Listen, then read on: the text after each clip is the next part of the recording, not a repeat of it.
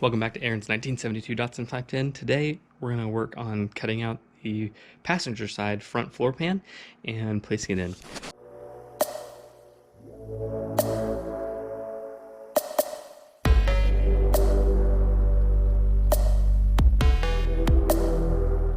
The actual pan that I'm going to be replacing it with in the car, the reason I'm putting it here first is so I can figure out how much of this part I need to recreate before putting this in. So I sort of cleaned up this area.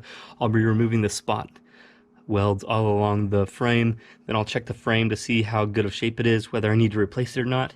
And then I'll put the floorboard in, tie this back into it. But first I've got to remove some of these parts as well. So we'll get to it.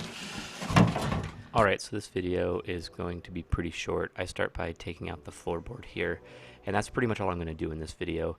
I use my spot weld cutter that I got off of Amazon. This was a suggestion from a different viewer in the past, and it has been a fantastic spot weld cutter. In fact, I just recently moved over to my second bit in it.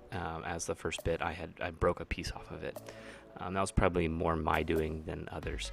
I also use the cutting fluid or grease, so that way I can ensure that I keep it nice and cool. Remember, keep the speed down a little lower. I then use my 4.5-inch angle grinder to sort of cut the pieces out.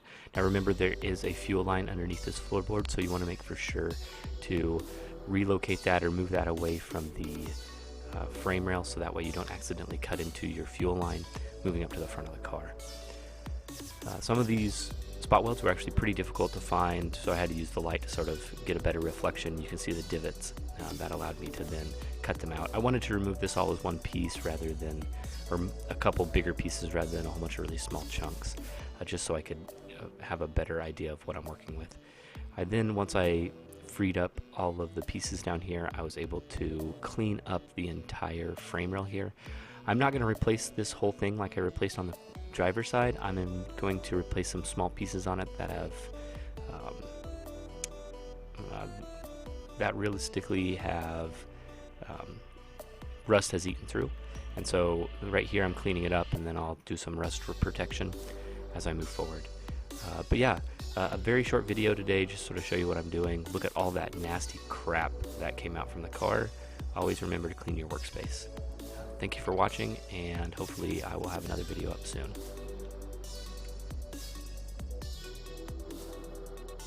If you like what you see, go ahead and click the subscribe button.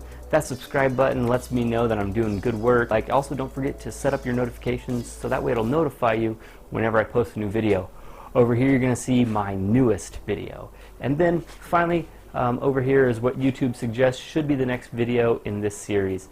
I've got all my videos set up in different playlists, so you should be able to see and track and follow whichever projects you feel like. Thank you for watching. Get out there and work on your car, and God bless.